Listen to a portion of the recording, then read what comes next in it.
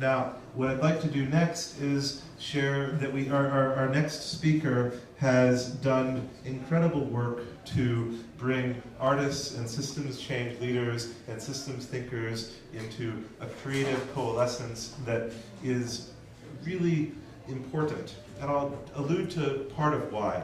During the pandemic, there was an experience of the network effects of negative mental health being cascading through our social graphs of friends, family, and community. And I remember tuning in to the video versions of what our next speaker, Roxy, who created the Design Science Studio, had been in creation of. And I can just acknowledge that I could not get enough of the kind of hope that was being offered, a realistic hope that was in radical artistic integrity and hyper-resonance with self and ecological wisdom. And it's also a community of artists that have been an overlap with our show. I want to acknowledge that there's multiple artists in the room who have been a part of that fractal Design Science Studio universe. I also want to acknowledge that they've been drawing on some of the most wonderful sources of inspiration, including ancient knowledge integration. I also want to mention, I noticed that Sandra mentioned indigenous wisdom in the artistic expression context. We do have indigenous artist Patrick Anderson's Village of the Future, and AIM, Jack Manning Bancroft's indigenous art here, and we are likewise trying to be in right relationship to the ancient future, which is what one of the other artists on Friday referred to as a way to translate solarpunk into something that is in deep connection to all that has come before us and all that we wish to call into being through our cooperation.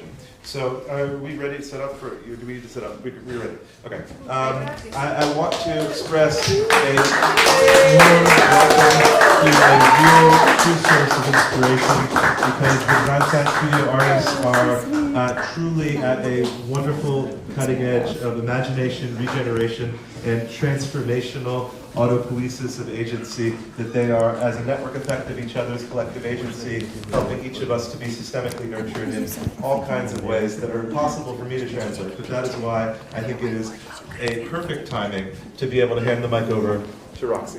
Aw, thank you, Bobby. Yeah.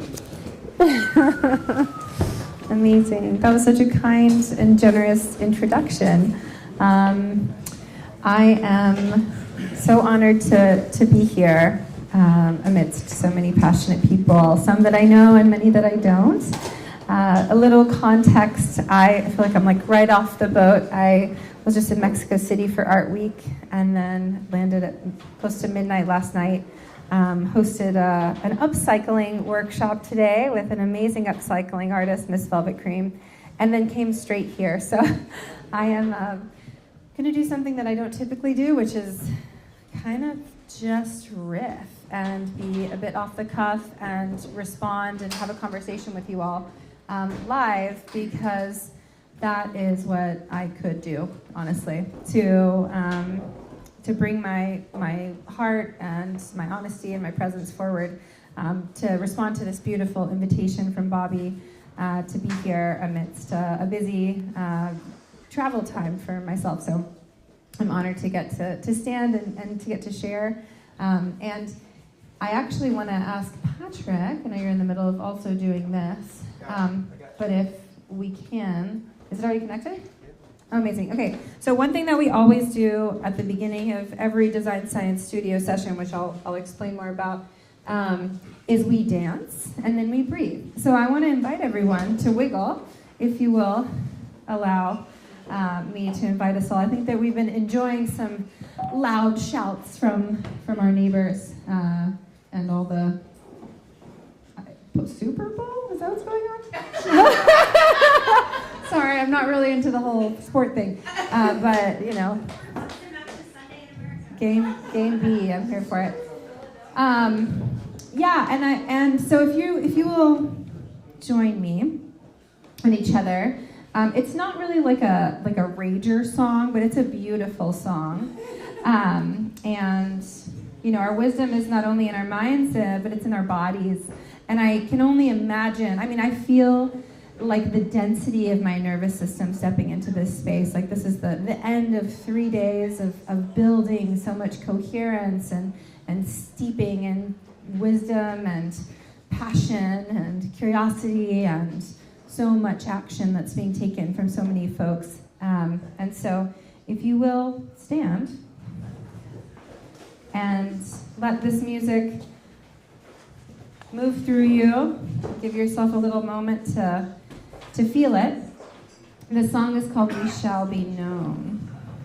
We shall be known by the company we keep, by the ones who circle round to tend these fires. We shall be known by the ones who sow and reap the seeds of change alive from deep within the earth. It is time now, it is time now that we thrive. It is time we lead ourselves into the well. It is time now, and what a time to be alive. In this great turning we shall learn to lead in love. In this great turning we shall learn to lead in love. We shall be known by the company we keep, by the ones who circle round to tend these fires. We shall be known by the ones who sow and reap the seeds of change alive from deep within the earth. It is time now, it is time now that we thrive. It is time we lead ourselves into the well. It is time now, and what a time to be alive. In this great turning we shall learn to lead in love. In this great turning we shall learn to lead in love. We shall be known by the company we keep, by the ones who circle round to tend these fires. We shall be known by the ones who sow and reap the seeds of change alive from deep within the earth. We're doing it. It is time now. It is time now that we thrive. It is time we lead ourselves into the well.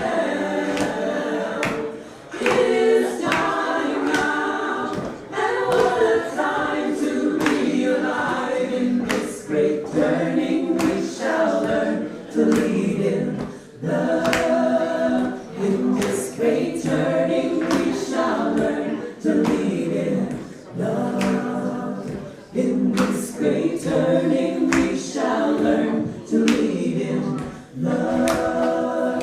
In this great turning we shall learn to lead in love.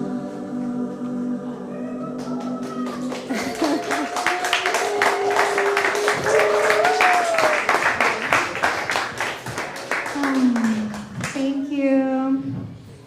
Thank you, thank you. I want to invite everyone to take a moment to turn inward, maybe close your eyes if that's okay with you.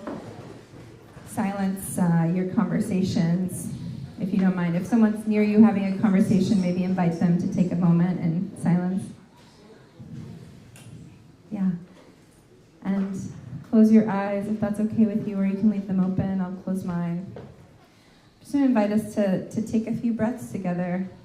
Maybe just first notice how the energy feels in your body, where that like brightness or vibration is happening.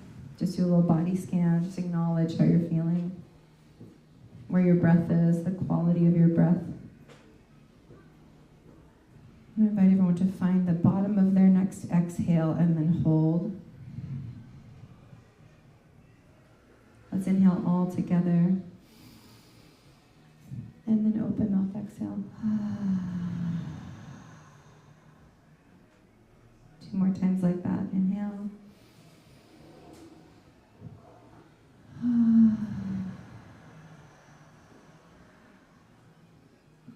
Last one. Inhale.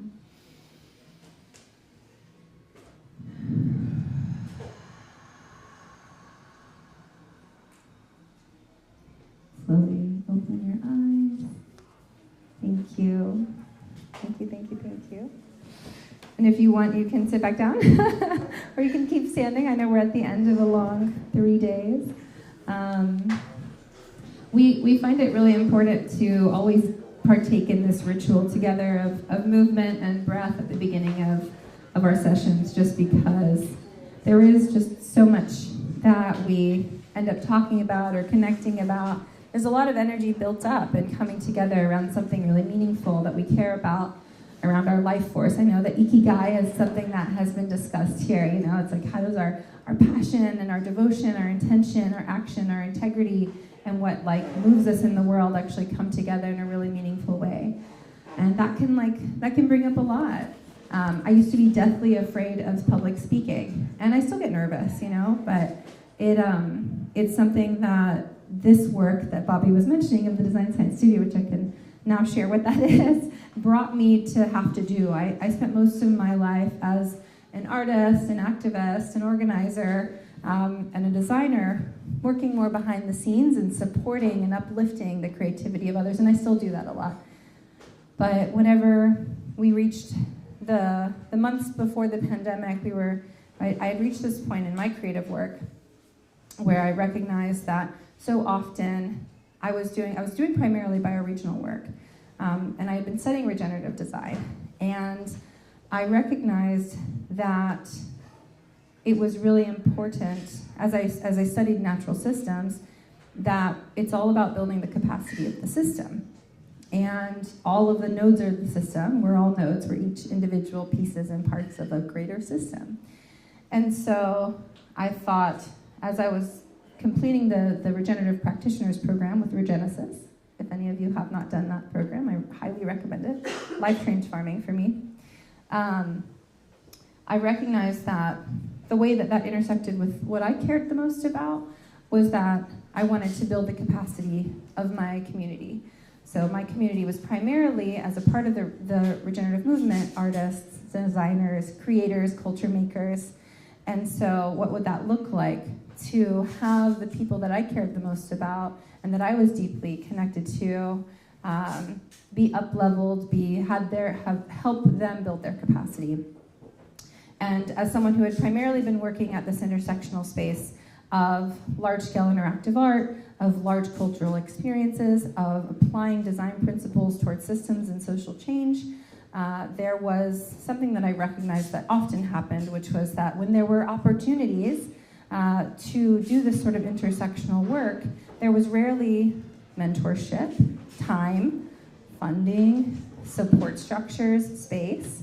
And so I had this inquiry, what if we created an opportunity for that, an ending showcase, but really the whole container was about this mutual support network that could be built while having mentorship, education, and then platforms to get the work out into the world.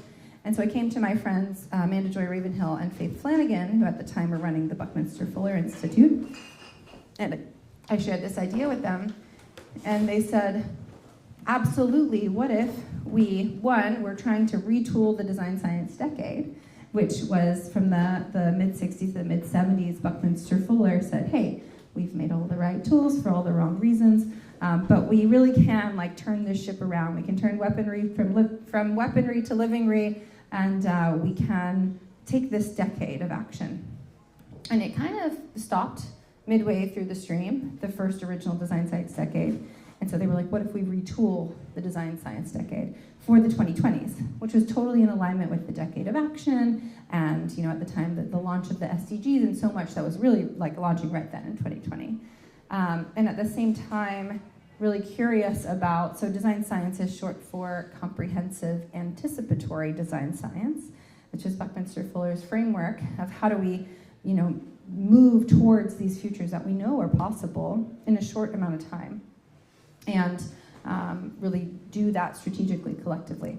So comprehensive, starting with the whole, right? Anticipatory, looking ahead. I don't know, there's a ton of futurism conversations happening here. And designing with intention, and then the science, this experimentation, right? This ability to really meticulously go through it, not just in the Western sense, a more comprehensive indigenous sense of science as well. And so by merging that with my intersectional work of art and activism, we said, let's start an incubator. And then quickly, as we were about to launch applications for said incubator, the pandemic started, as Bobby mentioned. I wasn't actually going to tell this story, but when you start talking about the pandemic, I was like, actually, this is really beautiful. So we decided to put this call out, and we received hundreds of applications, almost, I think, 340 something, almost 350 applications. And it was overwhelming, honestly. We were like, well, that's a lot of people. How do we hold integrity with that large of a group? And so we decided we couldn't. And so we stuck to a number that was below Dunbar's number. So we limited our crew to 144. And now here we are, we've just entered 2025, and we've done 3 cohort, capital art of the Design Science Studio. Each year maxed out at 144. The last year we actually had, I think, 121, a little less than that. And it is at its heart an invitation. It's a collective quest. And the inquiry that we're really connected around is, how do we direct our creativity? How do we harness our heart, our art, our design, our work towards facilitating that transition towards this equitable and just and solar punk, regenerative future that we dream and we know is possible? How do we direct our creativity towards that?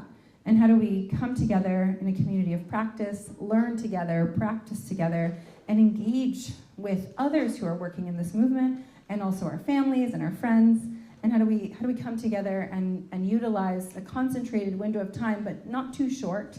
It's actually been an interesting experience to have so many folks come at certain points and say, what if it was just really short? Like, what if it was 2 months? What if it was an accelerator? And maybe we will do shorter things. I think everything it's an evolutionary container, so it should change in form and size and shape over time. But part of the reason we stuck to kind of a longer form thing is because so many things are accelerated. We're in an accelerated society where everything is better, faster, all the time, progress at all costs. And so we said, what if we slow this down? And even then, if anyone, there are plenty of people who have been in the Design Science Studio in here, Claudia and Stephanie and Stacy and Lana, and Sandra's Pot. And Bobby is an honorary member, has been to almost every single thing we've ever done, and has been a huge supporter. And it feels like a lot when you're in it. It's really fast. I mean, that 7 month moves quickly. And Jalen, of course, is from the Buckminster Fuller Institute team. Yeah.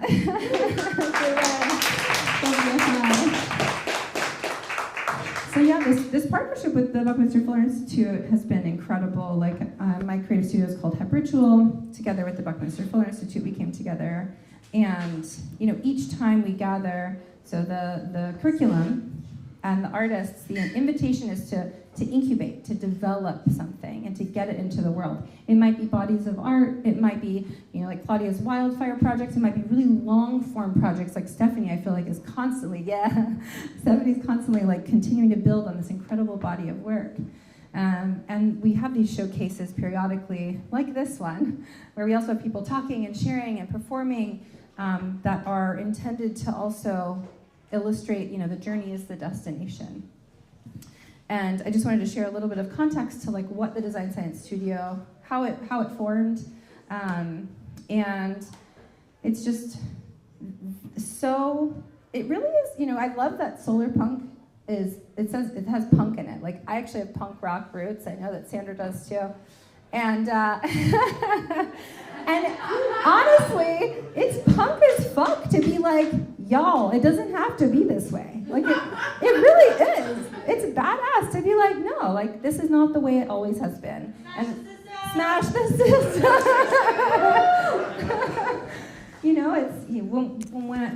The more we dig into the things we care about, the more that we find, right? And like one of our main verticals as an educational and cultural incubator that's really rooted in how do we shift culture to shift systems is education. When you start to dig into the roots of education, I'll talk a little about the curriculum, and this is going to touch on it a little bit. One of the things, actually, Sandra came and talked about in the first year and also second was decolonization. And we ended up doing in cohort 3 a 3-part series on decolonization. And part of the reason I bring that up is because of talking about how it's punk as fuck to say this is, there has to be, we have the opportunity to say this is not the way it has to be. And at least here in the West and in America, a lot of people can relate with some of the origin stories of the modern United States of America, which involved settlers coming and colonizing and pushing out, killing, and essentially committing ethnocide, so the obliteration of culture of so many indigenous people. And this these ripples exist in our educational systems because for them, they said, you either need to stop speaking in your language, copy paste, do what we say, or you're wrong, and you're savage. You're the way that you have been doing things is incorrect, but we have the way, so follow us. This is our mission, follow our mission, this is correct, this is how we're going to do things. And you see that in our educational systems that say copy paste, if you don't answer this correct exactly the way that we put it out, you're wrong. And this is sort of the new way that things have to be. And that has separated us so much from our incredible ability to make sense collectively through our relationships, through our ecology, through our communities, through culture, and through our art and through our hearts. And so the educational incubator is very much rooted in this desire to deeply invite everyone who participates in it to find their relationship with the subjects that we're covering. We're talking about so many different levels of design. Ilana's not only taught for every year, but also was one of the artists last year and taught participatory design. We have, futurism, speculative design. We're looking at traditional ecological knowledge and different creative applications and strategies. We're looking at where have we been? Where are we now? Where are we going? What does cultural change take? How do we shift narratives? And what is the current narrative? And how does that impact our current systems? We're looking at systems change, social change, ontology, our designing for states of being, our ontological design. And really kind of digging into all of this really broad spectrum of subjects because we're asking the question, how do we create a world that works for all of life? Not just people and not just some people, but literally what would it take to create a world that really works for all? And that from that place is where we're in inquiry. And Bobby, when you were talking about the mental health crisis that was happening and really made more visible during the pandemic of how separated and lost a lot of us felt, the Design Science Studio became a place of so much hope. It became a place where we felt belonging and we weren't alone. And I know there are other communities like Crowd Doing and so many more where people are oh, great, there's other people who are doing similar work, and we can be this kind of buoy in what feels like a tumultuous sea that sometimes feels oh my gosh, how is my little dinghy gonna make it through? But we can really be this the tide that raises all ships in a good way. We realize we're not so alone. And while I was at Art Week just now in Mexico City, I couldn't help but the whole entire time just be totally in relationship to the sick feeling that I've had in my heart and in my gut about what's happening in the United States, in this new administration, and just how heartbreaking and how terrifying a lot of it is. And we actually did a community call right when Trump was inaugurated, and then these last days, literal days since the inauguration or since he came into office, it's been devastating. And it's so important because whenever he inaugurated, whenever he won the election, we sat down as a community and did the work that reconnects. Many of you are familiar with Joanna Macy, it's an important cycle because you really connect with your grief. You first you start with gratitude. It's like, how am I going to be grateful for this? Beep. But okay, what is it? What is it showing us? What is made visible by seeing how divided, as a people we are, and how hurt a lot of people are, and how afraid a lot of people are, and they're trying to make decisions that, maybe they think are the right ones to protect themselves or their families. But when we widen that aperture and we connect with our grief before we really do the work to look ahead and then take action, we connect with that. It was really cathartic. And so I feel like I had a little bit of a grounding base as we went into the inauguration. And I just feel like I can't not talk about this right now because it's so alive. And it's like, if we're going to do this work, if we're going to continue to move towards this inside of a place that feels like we're all of a sudden swimming up an even more vertical stream than we were before. We're still in a country with the same beautiful, amazing, inspired humans that we were in before, And I sat during this trip and was really connecting with the fact that there's no happen chance that he was inaugurated on MLK Day, and was really deeply connecting with what was happening during the time of Martin Luther King and how impossible some of that work felt. And how successful, how much we were able to advance in that time in rights for the Black and Brown community, and really just making leaps and strides. My grandmother and a lot of our, even parents lived through times when women didn't even have the right to vote, and so all of a sudden we're entering this time. And as I was kind of touching back into myself, I realized that I was feeling hatred. And my mom was like, never say the word hate, And I was like, what? I'm feeling this hatred. What is this feeling? And I was like, you don't get to have my hate, bro. You can't have it. I'm going to take that back, and I'm going to say no. If I believe in a world that works for all, it somehow also includes you, and it includes all the people who voted for you, and all the people who are kind of in this current movement and energy that we are so directly impacted by all of a sudden, right? We're coming face to face with it. But there's so many places in the global south and around the world that have been experiencing the devastating impacts of the way that we have been living in the West and in this country for so long, but we're not looking at it, right? They're experiencing cultural erasure. Their communities, their lands are being ravaged for our consumerism. And it's when we connect back to that decolonization, one of the things that I learned, and I still feel a little this makes me uncomfortable, but that I chewed on, and thanks to my friend Samantha Supaya, who runs an organization called Possible Futures. It's primarily in the Global South, and she was our interdisciplinarian for the first year of the Design Science Studio. But really connecting with rage and anger, and how there's this pacification of saying no, you're not allowed to be angry. You need to be calm, but we're going to be able to run all over you. And I think about, because I definitely am a peace-loving person. I just want to do everything in the most kind and very Martin Luther King kind of spirit, a nonviolent way. I have ahimsa literally tattooed on the side of my body, which is the symbol for nonviolence in the 8-limb path of yoga. But there is something to say it's not savage to be angry. It just means that we care. And how do we transmute and alchemize that frustration into action, right?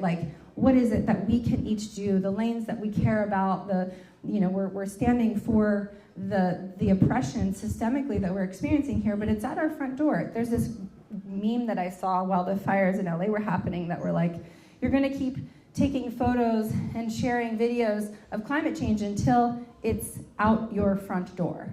And we're here, we're seeing it, we're feeling it, we're watching and connecting with our communities who are and community members who are marginalized and oppressed, who are just starting to feel like there was hope, you know? And they're like, what the fuck am I gonna do? And it's like, oh, this is very intense. But like that like solar punk, you know, spirit is like, okay, it is intense. It's a really, really intense time to live through.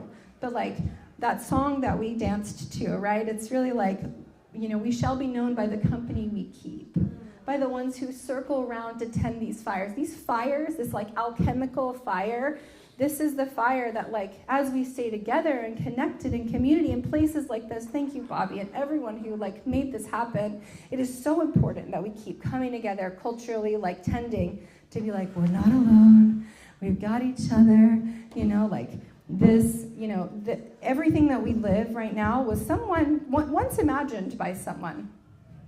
And decolonizing also our imaginations is something that we get to do and we get to practice. And that practice definitely happens when we remember we aren't separate. I think, Sandra, you said it so beautifully, like our current modern architecture, it separates us. Like we live in little houses all separated from one another, and we look at nature and it's this interdependent system, you know, like everything is connected to everything else. And so the more that we can practice being in this collective reciprocity that's like more in biomimicry as we study nature and the patterns of nature, and we come out of that like illusion of separation. We reconnect with our inherent interdependence. It's not about codependence. It's literally our inherent interdependence that fuels life. And as we remember, we don't have to do it all. I think that's another thing that gives me a lot of hope in the Design Science Studio, and in the communities that our partner communities and our friends, is like, oh, great. You're working on equity, cool. I'm over here working on water systems, awesome. Like, you're working on participatory design for regenerative communities, beautiful. Like, how do we, you know, you've got this part, we can collaborate, we can connect, we can see and support each other. I don't have to do everything. But together we are like really touching all of it. And that like mutual support network, I know the feeling, and I see it so much in Bobby, to like just do everything in every possible moment, like constantly, to the point that I have had to take breaks. I've had to be like, the sun doesn't shine all day. If it did, you know, the world would burn to the ground. Like, we have to be in cycles. As we look to nature, we see cycles, you know, we see the period of winter, and we see the periods of the spring is like blooming in the summer, and then the compost and the decay, you know. So what is it that we're doulaying? We're decaying. Like we see the decay. I was just with Lauren Cardelli. If those of you aren't familiar with A Growing Culture, an amazing food sovereignty organization. They also, I think they call themselves an anti-capitalist marketing agency or something, which is badass. A Growing Culture. And I was talking to him about the current political state of the United States, and he said, well, I'd rather have a wolf in the White House than a wolf in sheep's clothing, and if we really want the global South to have more of a voice, then maybe the West needs to crumble in some ways, right? Alexa Garcia, who's an amazing poet and activist, came and taught this last year, and you know, she speaks a lot about how we're in the sixth mass extinction, and maybe humanity's role is to die. And how do we die with integrity and honor? And it, like when she had this poem that said that, and I was like, what? You know, I was like, no, we're gonna make it, right? And like, but we're literally watching. Like there are species that I knew as a child that like are going extinct in the places I grew up. Like the fireflies aren't there anymore. You know, there's things that we may never see, and these kinds of things, they start to like, if we settle into the sadness of it, only the sadness of it, it can really deteriorate our spirit. But if we can settle into the like, wow, how amazing that we got to see or witness or experience that. How do we become good ancestors? How do we do everything we can to maybe be less comfortable, you know, to unlearn, to get really curious about like, what are the things that what are we willing to sacrifice to resacralize, to come back into wholeness with each other? And how does our like creative collective inquiry invite us into that space? Because it is a lot of our comfort continues to perpetuate the world that we're living in. And we're real comfortable in the West, you know? There's a lot of things that they also start to trap us, like the scale of our homes and our lives and our stuff and our cars and it's like, how could I not like have this, you know, thing that I'm supposed to have in this American dream or whatever? And it's like, actually, what if we did live in, you know, in a more village? What would it look like to all of a sudden really invest like locally in our bioregion to tend to create food sovereignty, to understand our food systems, the upcycling workshop was so cool. I got this at like a little thrift store, and I like bedazzled it with some scraps that she had, and it was just amazing to see 20 people come together and make things, you know? And it was really heartening because there were a few artists from the studio who came from out of town, and folks who were from in town, and they were like, oh, in a time of such despair, like, we gotta do this. We gotta like keep coming together, you know, and not let that, the time that we're in, take the hope from us. And, you know, I was feeling that a lot when I was in Mexico City. There's a lot of, if you've never been to Zonamaco, which is the art week in Mexico City, it's amazing. Definitely go. It's cheaper in Mexico City, so for some reason a ton of people are moving there. I know a bunch of folks who actually are African Americans who moved from the States there because they experienced like way less racism. And there's a lot of artists, like tons of artists and musicians that are there. And anyway, so I'm in this place where I'm like thing to thing, place to place, all of these amazing creative people. It felt like, I was sharing this with a few people here, but like if, whatever it felt like when Diego Rivera and Frida Kahlo were there, like that spirit is definitely alive. You know, there's enough space and time for people to deepen and collaborate and create constantly. But still, the entire time that I was there, one, all I could think about is like, oh, I can't wait to get home and start working on Design Science Studio, like next cohort.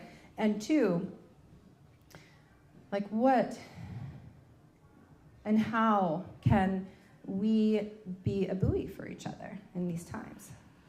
Because when we think about the solar punk, right? Like, as a young punk kid, it was not devoid. It wasn't that I was like a relentless optimist. I was recognizing that the systems were broken and that I wanted to do something about it, and I wanted to show up for them, and I wanted to show up for another way. I mean, I was like digging in trash cans and like doing food not bombs. I don't know if y'all are familiar with food not bombs, but we would like, you take food out of trash cans that had been thrown away and had just expired, and you would make it. You would cook a ton of food and feed it to houseless people. This is in Tennessee, where I grew up. We made all these zines, and like zine libraries. It was so cool. And I'm just like, oh yeah, we refused to buy new stuff, you know, really like committed. And I taught a solar punk workshop 2 summers ago at DWeb camp, and we like all shared about like what that meant to us. Like, what did it mean to like use that punk energy, but like in relationship to like solar power and like, you know, a different way of relating to each other, our food systems, nature, etc. And like have the fuel of that. And it was the first time I had really connected to this, like the punk aspect of it. Again, I was like, oh, how have I been talking about this for so long, but I hadn't really like reconnected with that spirit. And so like it's kind of fun to really like reconnect with that part of it. And say like, I am choosing, that radical, right, means from the root. I love that the like origin of that word means from the root. It's a radical act to say like, where are the roots of a lot of the systemic oppression that we're seeing for people, for the earth, and for the future that is like rooted? Where are those roots? And how do we kind of pull those roots up and look at them and tend to them and hospice them, honestly. Like, what is it that we need to compost? And this sort of inquiry, it's important that part of the distinction that we've talked about in the Design Science Studio is we're not talking about a mission, we're talking about a quest, which is rooted in question, it's rooted in inquiry, like how might we get there? And it's a combination of all of these things, why I'm like going all over the place, because it is really about this comprehensive nature. You know, we're touching on our action, our integrity, how we're treating our bodies, how we're treating each other, how we're treating our systems. What is it that is ours to do? when is it our time to rest? You know, when is our time to uplift each other and each other's voices? And what are the places that help us to do that when it feels so difficult? And I think one of the most beautiful things about solarpunk is it's very much rooted in speculative futures, right? And like, there's a thing in film, which, who has seen a film where all of a sudden you realize partway through it that you like were completely transported to another place, and like for a little while your reality ended? Anyone? So this is called, in film, it's called a diactic shift. And it's literally where it's about suspended disbelief.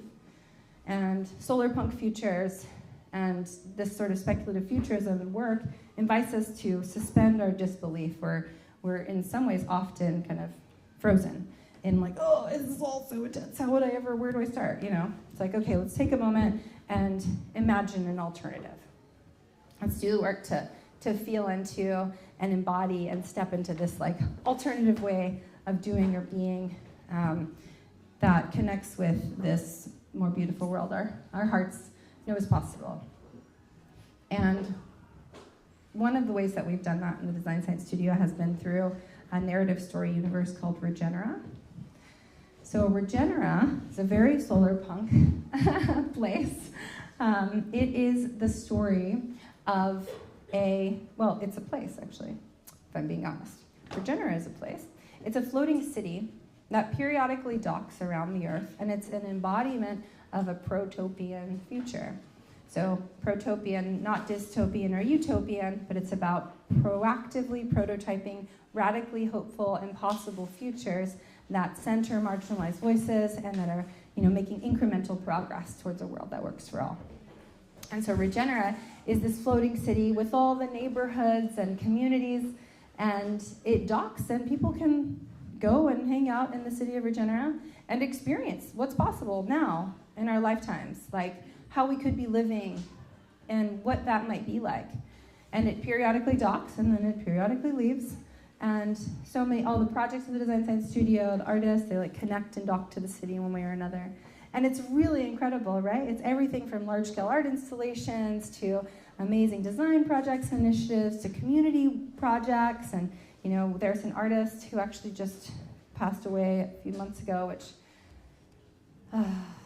she's amazing, Helena Sheridan. She created, her project was called Femme Plastic, which was playing off of like a fantasy and a speculative future way of relating with plastic and also with our systems. And so her project was really focused on creating these community centers and neighborhoods where you were remolding and remelting plastic, and you were upcycling and creating food sovereignty in your neighborhoods. And that was her vision. And so in the world of Regenera, these existed in all the neighborhoods, of course, right? Like whatever we had is what we had, and we were constantly like, cool, how do we retool what we already have? What would it look like to not make new, but actually just to like revitalize it? And these kinds of things this is the kind of world we can live in. It absolutely is, you know?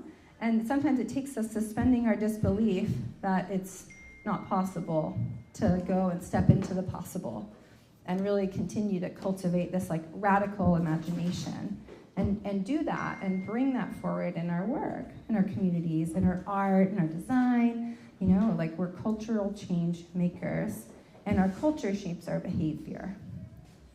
And so right now there is this kind of culture, which is radically shaping our behavior to be hopeful, to be connected, to be creative, to come together, to support one another, to say there is the abundance, there is more than enough for everyone to thrive. And then there's also cultures of isolation and separation and not enoughness and scarcity. And those cultures perpetuate individuation and I'm only out for myself, you know? And so like, I feel like I was tapping in, I was feeling, okay, like me connecting with the spirit of Donald Trump and trying to be like, oh, I'm not gonna give you my hate. Like, what does that look like? I was like, oh, you must be afraid. You must really think this is the way. You must, like, your power and your relationship to power must be so strong. maybe you just don't see that it's possible for everyone to really be cared for, and you just still be strong, and you just still have power, and you just still, feel like you're doing good in the world for yourself and for your family and for whoever else you think that you're serving. And so that broadening, I don't know if this went out. Hello. The broadening of the aperture that it takes to actually be able to sit in that possibility, that was hard work.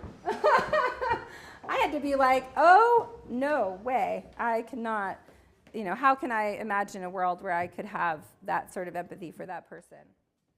But I practiced, and like our imagination is a muscle. Like our radical imagination to do this kind of work is something we have to work out. There's a book called Imaginal. What is it? Did Alana just leave? No, I'm here. Jane McGonigal?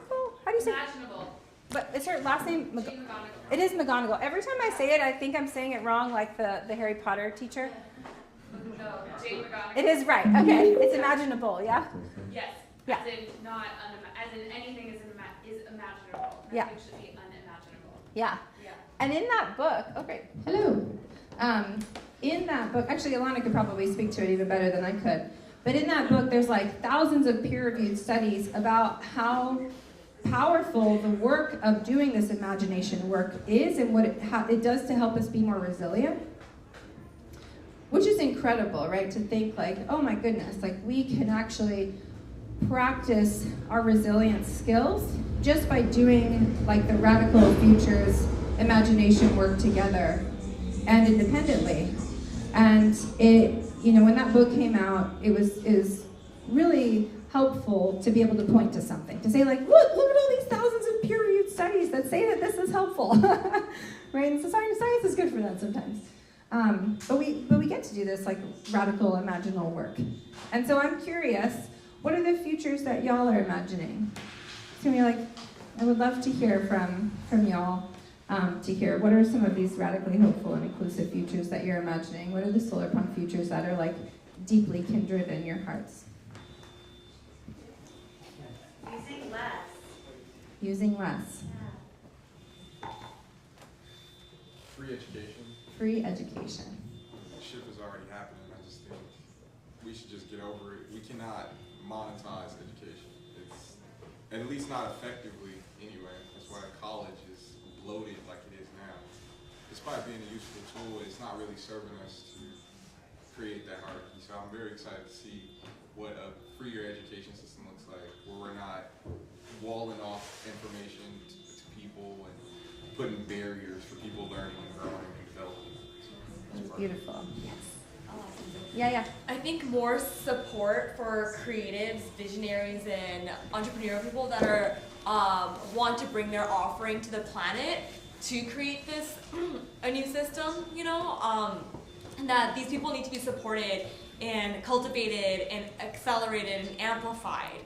And how are we going to create new ways if those people are not being empowered? And it's like you can't survive doing that. Yeah. So I want to see more collectives, ecosystems of support for these creators of the future, and eco-co-living spaces. Yes. Yeah. It's beautiful. Some More design science studios. And things like it. Yeah, pretty much. Absolutely. Yeah, I think for the connection between free education and recognizing all different intelligences, taking into consideration learning differences and just the spatial layout of educational institutions as well. Yeah. I think all of this, it starts from a really early age where students are told, you're not smart enough, when they develop these narratives like, I can't write, or my skills are valuable, and to shift that really early on, I think. It's beautiful. Absolutely. Yes? Library economies. Library economy. Sort of a more collective sharing of resources rather than every single person has to have every single thing. Yes. Absolutely. Yeah. Deep collective sharing of resources. Art creation as a human right. Art creation as a human right. Yes. Yes. Absolutely. Yes. Seems like we're losing our democracy as we talk, so I think that structure needs to be rescued before we really do lose it, because that's the means by which the people were supposed to be heard. Yeah. So I really tap into the acknowledging the dark side along with the hope. Yeah. And I like to be 51-49 Yeah. on the positive side, but I really feel like we got to acknowledge what is happening right now. Totally. And use that as to push off of it, you know, to keep this thing that's been going for, you know, a couple hundred years, because it hasn't been perfect for sure. It's been a republic. It hasn't really been representative of the communities. It gets blocked by money, power, confusion. Yeah. So a more truly democratic But system. it's in place. There's a structure in place. Yeah. Beautiful. I just want to piggyback on that and just say sort of like the somehow cultivating the wisdom to determine what is midwifery work and what is hospice work, and like, does that system need to be on hospice, or does that system need to let it die and something takes its place? And that's, you know, it's a certain deep wisdom that I think we can only create together, Definitely. not individualistic. Well, that's a deep difficulty, I think, for us right now. You could even say we haven't had democracy for 100 years. Yeah. And I can make a case for it. So both this like capacity to midwife and the capacity to hospice. Yeah. I also want to piggyback on that 51-49 thing, where if we get something, let's give back more than what we got. Give back more than what we got. And that translates to work too. If we Yeah. get hired for something, let's give our best Yeah. for what we're doing and insert art in it. Yeah. Beautiful. Claudia? I just was dovetailing because when Lynn Twist came and talked to us, Yep. and she talked about hospicing the old, Yeah. I think one of the best things I heard is thank you. Like if you think about it, thank you for the car. You know, thank you for fuel for the car. Thank you for the fuel for the airplane. Yeah. I mean, we wouldn't be able to do the things that we've done. And so how do we be graceful and put it in the best light? You know, and I know when my mother died in hospice, I thought those people were angels, and the love and the wonderfulness of the care, I just thought was so spectacular. And I think if everybody understood that's what hospice is and can be, I mean, instead of being terrified to go there, you know, but have it embrace you. That's beautiful. Hospice is not death. Hospice is dignity. Death is death. Yeah. Yeah. Absolutely. I think also kind of navigating about, you know, how to balance scalability. Yeah. And, you know, because with scalability, you get to determine what the terrain is, right? Yeah. And it's hard to fight with these systems that are established, whether it's the Amazon or the Ubers and things like that. And for us to sort of navigate that, I think will become really important in the future. Navigating scalability, definitely. Anyone else? Bobby, tell me some of your Solarpunk visions. I think that if we can have each of us a perfect role and each of us in the right relationality to our interdependence that is possible if we were in synchronicity of that, and if we all had the fractals that we are missing to radically upgrade our imagination. There's this whole narrative in self-determination theory that we have less autonomy than we realize because we have less collaboration than we would need to imagine what we would be thinking if we had the right collaboration. And so if we can be in the right relationship both with all of the living, all of the dead, all of the synths, and all of our future selves, then we can not be stranded in the present, but come into our right relationship to the present tense. Beautiful. Yes. Ooh. Anyone else? Yes. And I really don't want to follow you, Bobby, on that.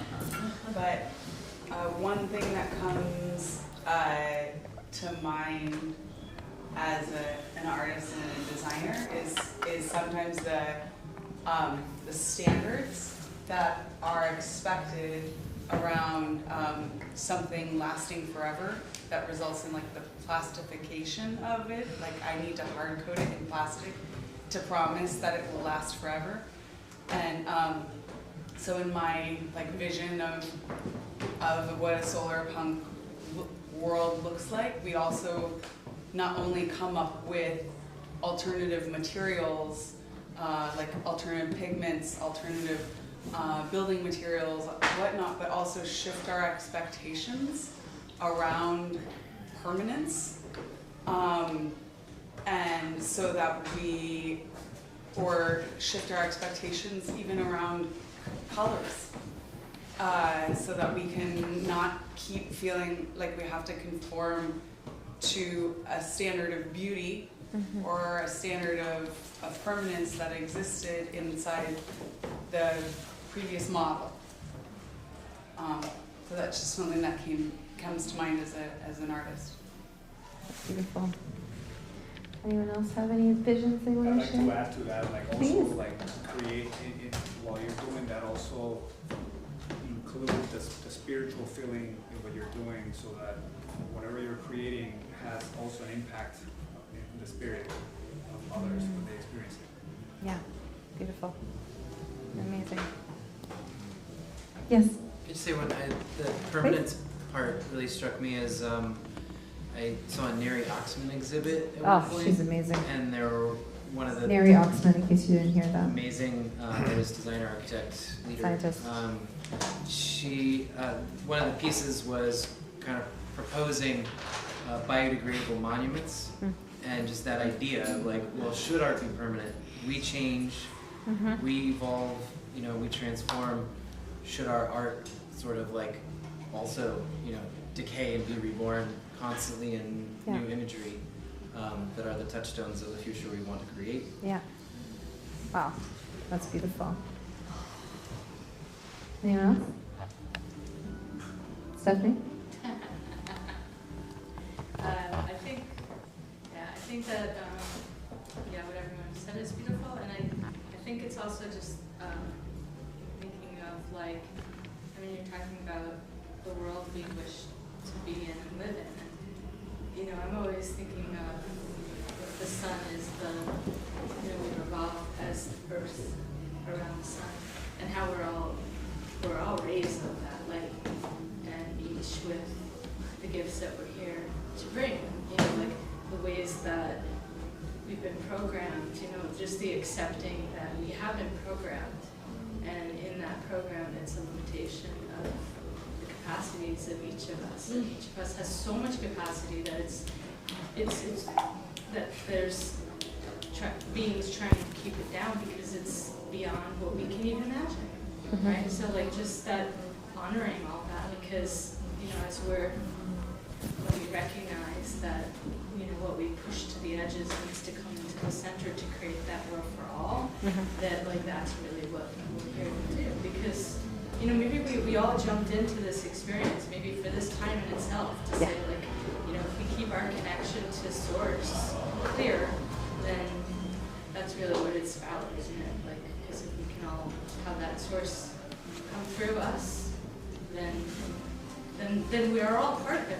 Then we just recognize and remember that we're part of everything as it is, even including people who are doing harm in the world. Like, that is a piece of us. We all have a piece of that inside of us. And I think it's also honoring that part by giving it the love we need to give inside of ourselves to heal those traumas, to clear the fields so that we can be in a clear field that we're meant to be. Yeah, it's beautiful. Yeah, that remembering, coming back together.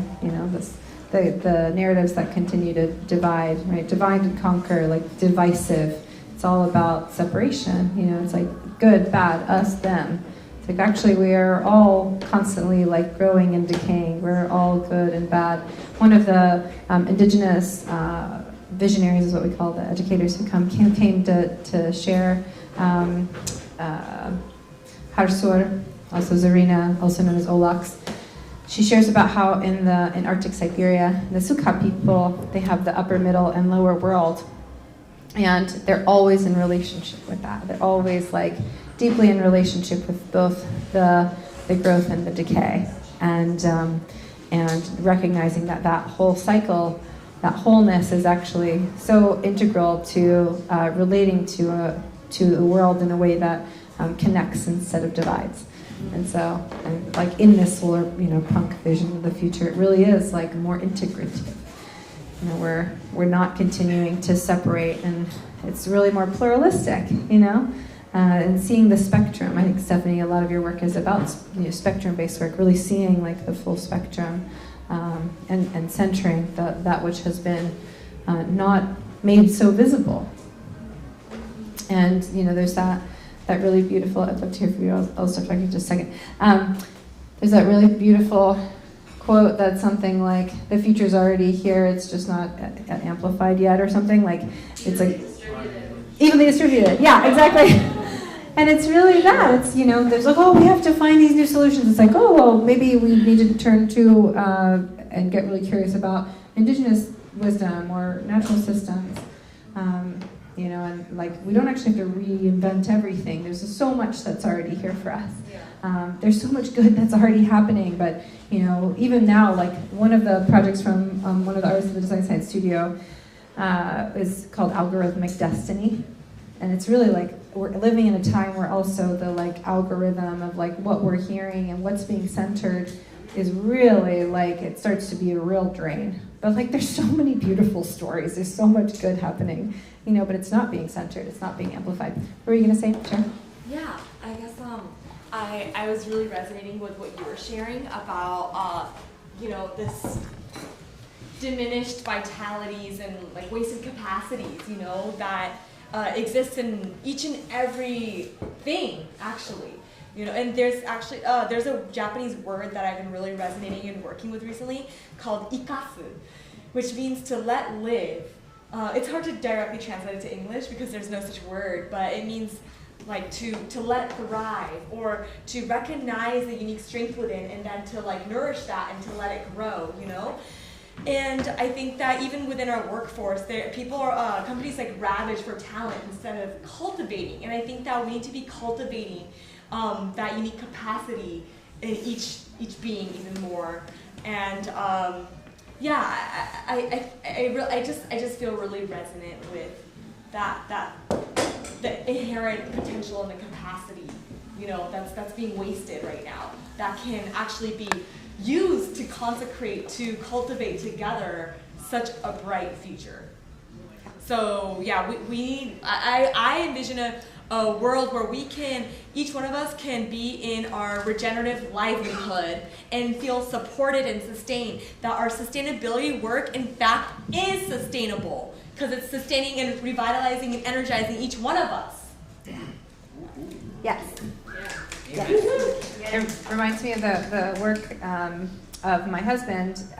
It's really centered in how do we create incentivization systems that are incentivizing the care and well-being of all of life instead of profit. And then he's like actually been building out, he's had all these manifestos and like has been building out systems that are like, it could be like this, and this is how we could do it. Like, dare to imagine a world outside of capitalism, But it's really like really rooted in systems that affirm life and actually like encourage it. Yeah, because right now, as a creative, as someone that has like been cultivating my wisdom around regeneration, I don't feel supported in my livelihood to do what I call is my dharma, and that is a huge grief for me. And it's like this energy, this fire inside of me that is here to be channeled, that is here to be uplifted, is like being told to like it feels like it's just stuck inside of me. Yeah. And it's either, oh, there's no funding, there's no time, I don't know. But I want whatever that equivalent it is for each one of you to be supported. Yeah. Love it. And that made me think of children as well. Like how can we like see what their strengths are and see how they enjoy more life. Like, they love jokes and making things funny and lively and so that they can be creative with it too. I mean, kids love to joke and create like funny. And just play. Yeah, play. Yeah. Play. More play. So the same thing, right? Like how as adults we also have to play and but be supportive support it as we play, as Nina was saying, and turn the funding into a game. It's a world game. And they love working with their hands, given the opportunity, despite narratives of them wanting to be online and offline. Yeah. I have a makerspace for some students, and it's wonderful to see how engaged they are and how creative they are. Yeah, it's beautiful. Yeah, there's so much wisdom in our bodies, you know. We spend a lot of time up here, so kind of move around and get in our hands, get in our bodies.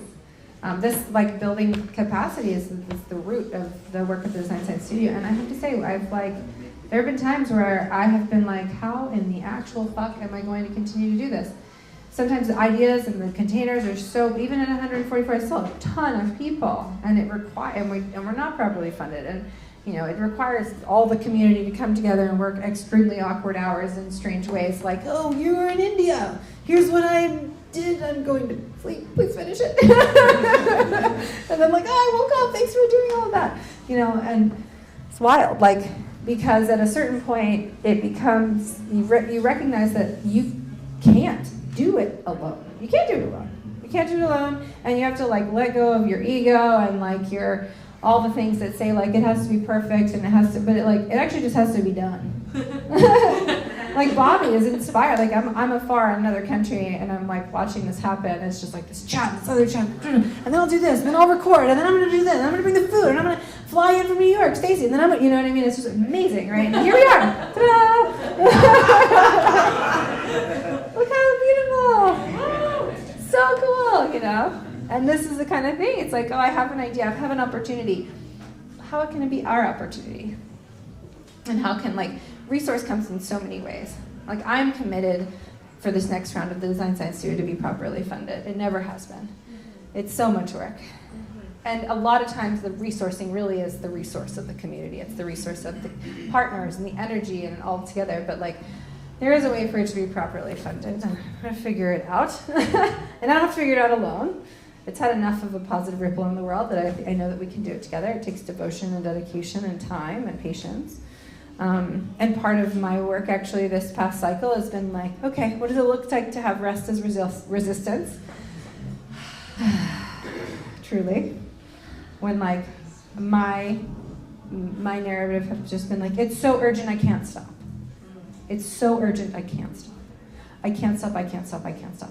I can't stop because it's too important. I can't stop because it's going to stop being relevant. I can't stop because whatever, And it's just actually, I now feel resourced again to do it again. I'm okay, let's go.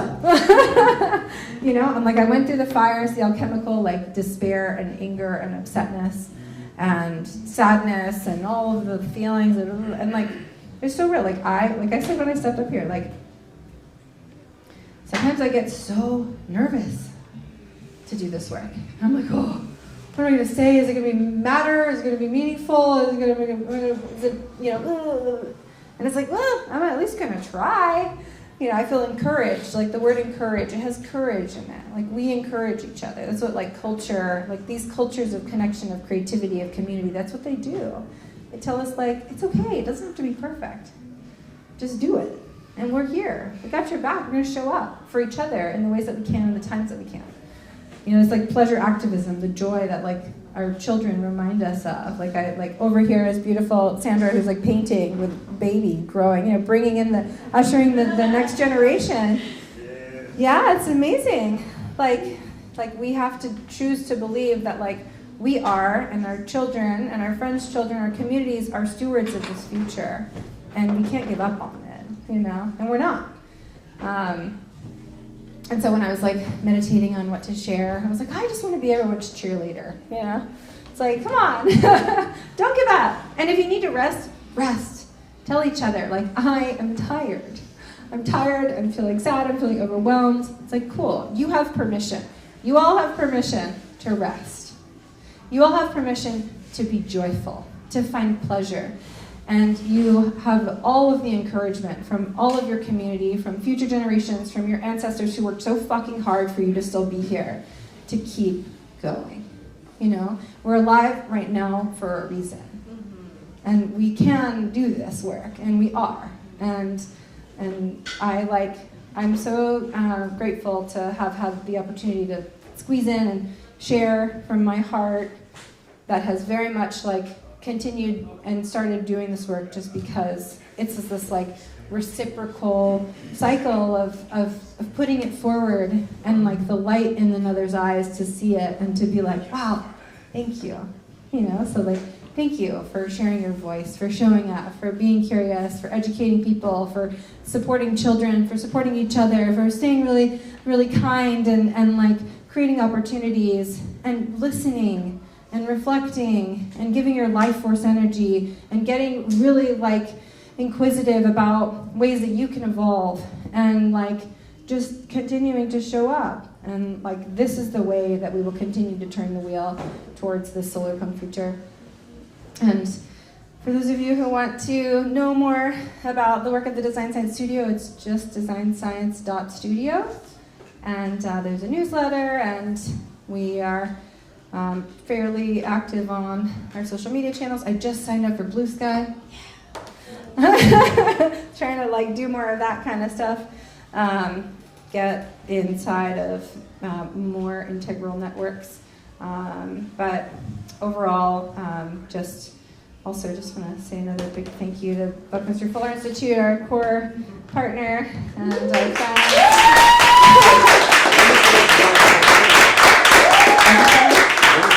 What is the next Design Science Studio cohort? The plan is to do it in the fall. So the next round will be in the fall. What's the website again, sorry? designscience.studio. And if somebody wanted to support, how could they support? There's a donate button.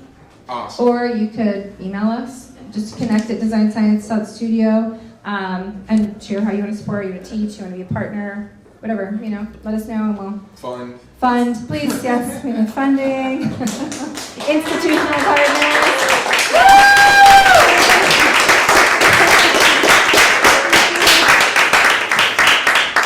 I know that Stacy's up next, waiting patiently and creating something incredible over here. Is there any other like questions or reflections before I hand the floor over? Yes, Are you located in the Bay Area? Yes. Okay. I'm in the north part of Marin, but the Design Science Studio is online. And then we also have these bioregional hubs, or bioregional collectives, regional hubs, and we're doing more work around that as well. But this is definitely one of our hubs. So yeah, doing more work around that. And we've been doing a lot of events actually at the Portal in Marin. We have a bit of a residency there. We had one today. We have one once a month. There's one on the 20th. Oh, it's going to be really cool. It's in Mill Valley. Kelly Nooner is doing a session. I don't know where my phone is. I don't remember exactly what it's called, but it's like essentially about futures research. So as we're looking at this constantly changing landscape of sense making into the future and into the present, like how do we do equitable futures research? Why is it important? What are our tools? How do we sense make?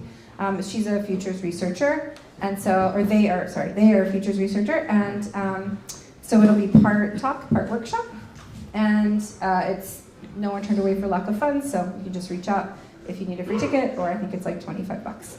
If you can't afford it, of course, please do.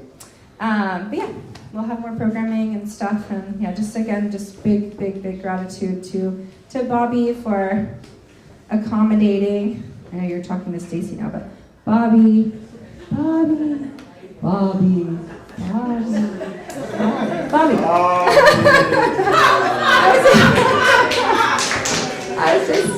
I just wanted to.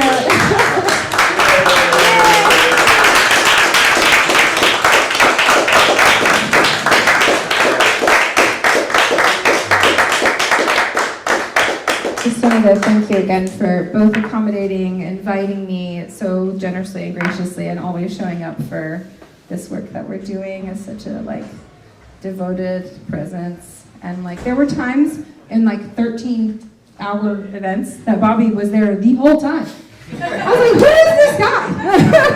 He's been here for 13 hours. This is amazing. All the way until the last 3-hour ramble of Stroopy continued, and God knows what was going on. Bobby was always there.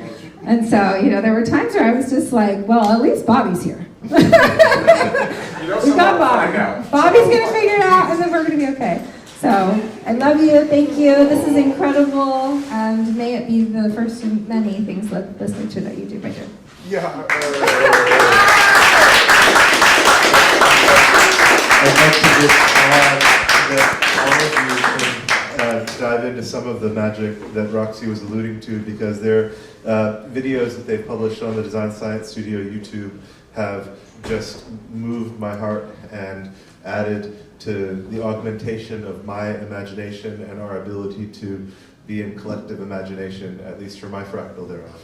And so I encourage each of you to journey through many, many, many, many layers of people being in such radical attunement to the world they wish to call into being through their art, their design science, their anticipatory perspective.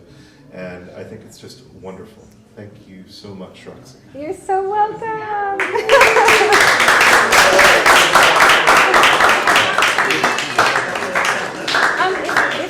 One other thing I'll mention is if you're curious about the projects that have been incubated, I think we have 290 projects that have been launched, and you can explore all of them on the Design Science Studio website. There's like listings for every single artist and all of their projects, so it's a pretty incredible resource. And yeah, so if you want to know more about the projects incubated and launched in the community, that's a good place to go. But Bobby, did you have a question? Do you have any idea where on the website the monthly event is? Oh yeah, if you actually just go to the designscience.studio, it's there. So if you just scroll down to events, the very first one says upcoming events. I actually just updated it, I think, a few days ago. It should be, let me know if you don't see it. What's it called again? I forgot the title. Yeah, it just says upcoming events. Futures Research? Yeah. That one? Yeah, that one. Awesome. What's the title say? It says Future Research Lab Tools for Imagination and Action, a talk workshop with Kelly Nooner. Perfect. Nice. That's the one. Yay. I want to thank you.